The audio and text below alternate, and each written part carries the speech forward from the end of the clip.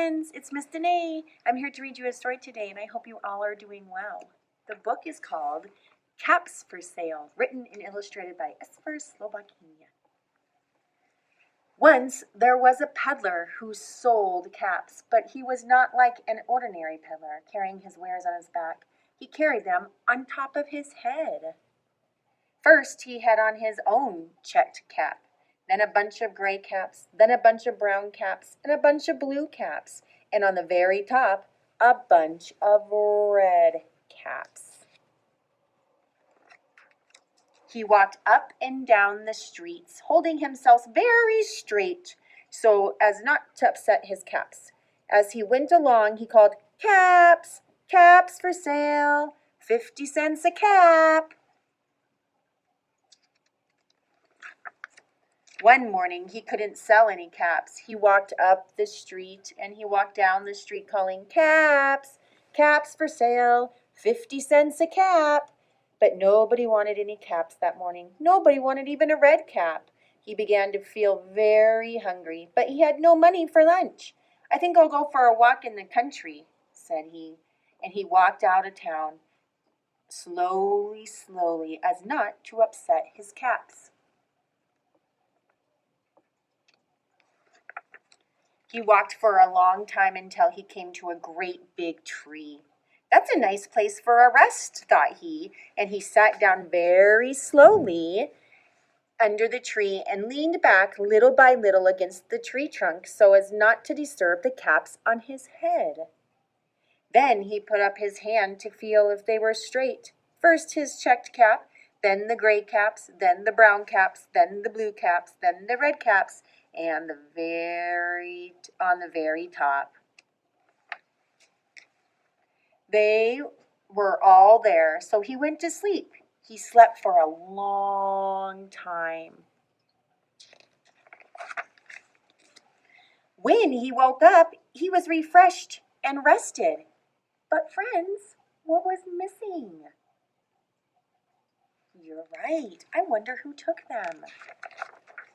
But before standing up, he felt with his hand to make sure his caps were in the right place, and all he felt was his own checked cap. That was all that was left.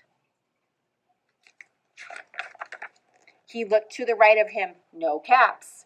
He looked to the left of him, no caps. He looked in back of him, no caps. He looked behind the tree, and there were no caps.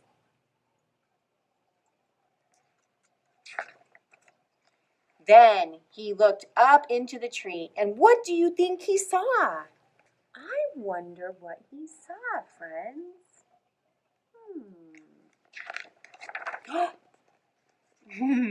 On every branch sat a monkey.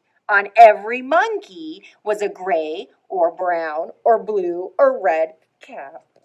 Those silly monkeys. The peddler looked at the monkeys. The monkeys looked at the peddler. He didn't know what to do. Finally, he spoke to them. I wonder what he's going to say to them. "You monkeys, you," he said, shaking a finger at them, "you give me back my caps." But the monkeys only shook their fingers back at him and said, "Tch."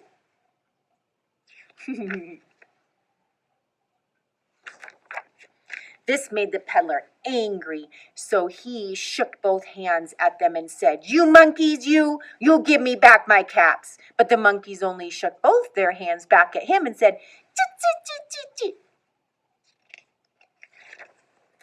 Now he felt quite angry. He stomped his foot and he said, "You monkeys, you better give me back my caps." But the monkeys only stomped their feet back at him and said, "Tch." By this time, the peddler was really very, very angry. He stomped both his feet and shouted, "You monkeys, you must give me back my caps." But the monkeys only stamped both their feet back at him and said, "Tch."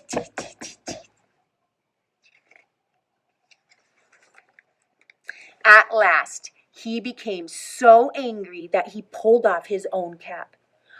threw it on the ground, and he began to walk away. Oh, friends, I wonder what he's going to do. I wonder what he could do. But then each monkey pulled off his cap. I wonder if they're going to give it back. And all the gray caps, and all the brown caps, and all the blue caps, and all the red caps came flying down out of the tree.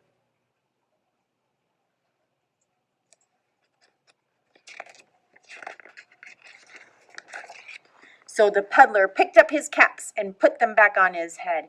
First his own check cap, then the gray caps, then the brown caps, and the blue caps, then the red caps, then the red caps on the very top.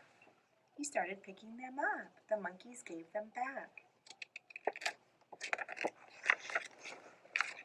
And slowly, he walked back to town calling, "Caps, caps for sale, 50 cents a cap."